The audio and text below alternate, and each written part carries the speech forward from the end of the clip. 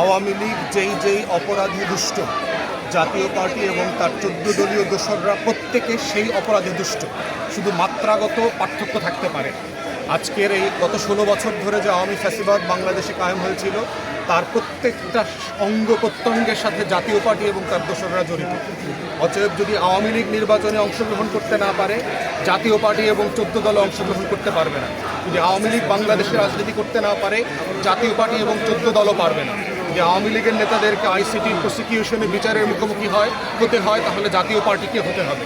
Money laundering, লুটপাট, গণহত্যা, নির্বাচনী ব্যবস্থা ধ্বংসের দায়ে যদি আওয়ামী লীগকে যখন আমরা দায়ী করছি, জাতীয় পার্টি এবং 14 দলকেও আমরা ইকুয়ালি দায়ী করছি। তাই অন্তর্বর্তীকালীন সরকারকে বলছি যে আওয়ামী লীগের ব্যাপারে আপনারা যে সিদ্ধান্ত নিয়েছেন, জাতীয় পার্টি এবং 14 দলের ব্যাপারে আপনাদেরকে একই সিদ্ধান্ত নিতে হবে। কারণ তারাও বাংলাদেশের গণতন্ত্রের শত্রু, তারা ফ্যাসিবাদের দোসর, তারা দিল্লির গোলাম এবং বাংলাদেশের আজাদির শত্রু।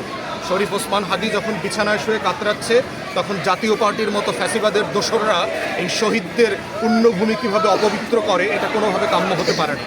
তাই অন্তর্বর্তীকালীন সরকারকে আমরা আহ্বান করছি, আপনারা অবিলম্বে বিষয়গুলো বিবেচনায় নেবেন এবং দ্রুত ব্যবস্থা নেবেন। ধন্যবাদ।